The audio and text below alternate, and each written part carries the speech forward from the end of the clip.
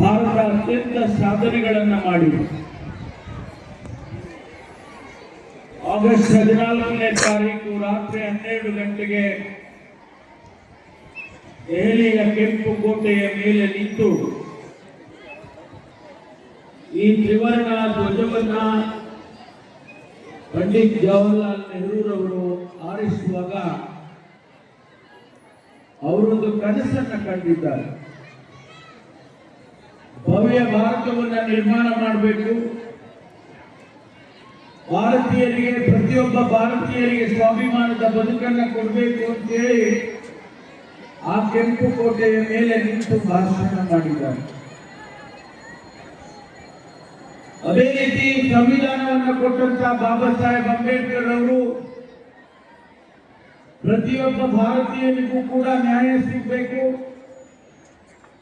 ಸಮಾನತೆ ಸಿಗಬೇಕು, ಭ್ರಾತೃತ್ವದಿಂದ ಬದುಕಬೇಕು ಅಂತ ಹೇಳಿ ಸಂವಿಧಾನದಲ್ಲಿ ಬರೆದಿಟ್ಟು ಹೋಗಿದ್ದಾರೆ.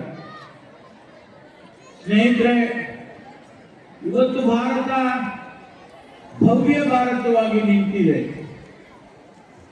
ಪ್ರಪಂಚದ ದೃಷ್ಟಿಯಲ್ಲಿ ಭಾರತ ಒಂದು ಬಲಿಷ್ಠವಾದ ಭಾರತವಾಗಿ ನಿಂತಿದೆ. ಯಾವ ಭಾರತ ಆರ್ಥಿಕ ತೊಂದರೆಯಿಂದ ನಡೀತಾ ಇತ್ತು, ಯಾವ ಭಾರತ ಆಹಾರ ಇಲ್ಲದೆ ಜನಗಳಿಗೆ ಊಟ ಕೊಡೋದಕ್ಕೆ ಸಾಧ್ಯ ಆಗ್ತಿಲ್ಲ ಅನ್ನೋ ಸಂದರ್ಭ ಇತ್ತು, ಯಾವ ಭಾರತ ಯುವಕರಿಗೆ ಉದ್ಯೋಗ ಕೊಡೋದಕ್ಕೆ, ಶಿಕ್ಷಣ ಕೊಡೋದಕ್ಕೆ ಆಗ್ಲಿಲ್ಲ ಅನ್ನುವಂತ ಸಂದರ್ಭ ಇತ್ತು, ಅಂತಹ ಭಾರತ ಪ್ರಪಂಚದ ದೃಷ್ಟಿಯಲ್ಲಿ 80 ವರ್ಷದಲ್ಲಿ ಅತ್ಯಂತ ದೊಡ್ಡ ಸಾಧನೆಯನ್ನ ಮಾಡಿ ಇವತ್ತು ಈ ಪ್ರಪಂಚದಲ್ಲಿ 4ನೇ ಆರ್ಥಿಕ ವ್ಯವಸ್ಥೆ ಅಂತ ಹೇಳಿ ಗುರುತಿಸಿದ್ದಾರೆ. ಪ್ರತಿಯೊಬ್ಬ ಭಾರತೀಯರಿಗೂ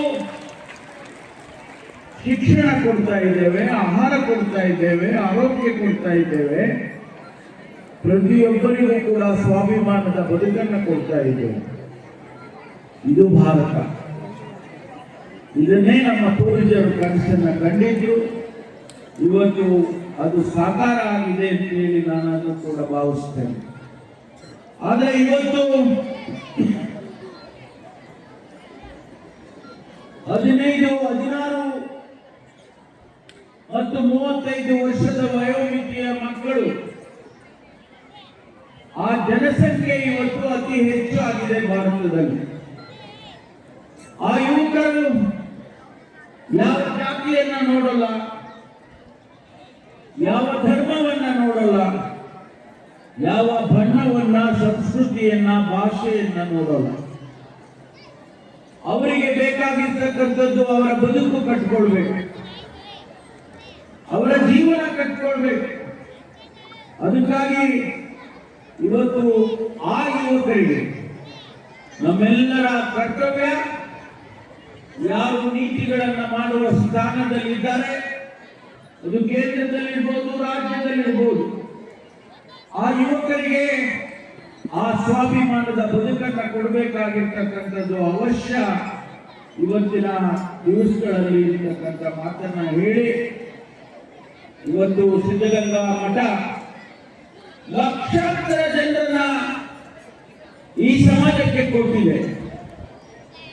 ಲಕ್ಷಾಂತರ ಜನರು ವಿದ್ಯಾರ್ಥಿಗಳಾಗಿ ಬಂದು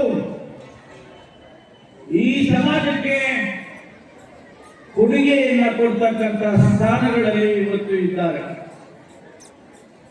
ಪರಮ ಪೂಜ್ಯ ಶ್ರೀಗಳು ನಮ್ಮನ್ನ ಭೌತಿಕವಾಗಿ ಅಗಲಿರಬಹುದು, ಆದರೆ ಶಾಶ್ವತವಾಗಿ ನಮ್ಮ ಜೊತೆಯಲ್ಲಿದ್ದಾರೆ. ಅವರ ಆದರ್ಶಗಳು ನಮ್ಮ ಜೊತೆಯಲ್ಲಿದ್ದಾವೆ. ಲಕ್ಷಾಂತರ ಜನ ಇಡೀ ದೇಶದಲ್ಲಿ ಅವರನ್ನು ನೆನೆಸಿಕೊಳ್ಳೋರಿದ್ದಾರೆ, ಅವರಿಂದ ಬದುಕನ್ನು ಕಟ್ಟಿಕೊಂಡವರಿದ್ದಾರೆ. ಇವತ್ತು ಪರಮ ಪೂಜ್ಯ ಶ್ರೀ ಶ್ರೀ ಸಿದ್ಧಲಿಂಗ ಮಹಾಸ್ವಾಮಿಗಳು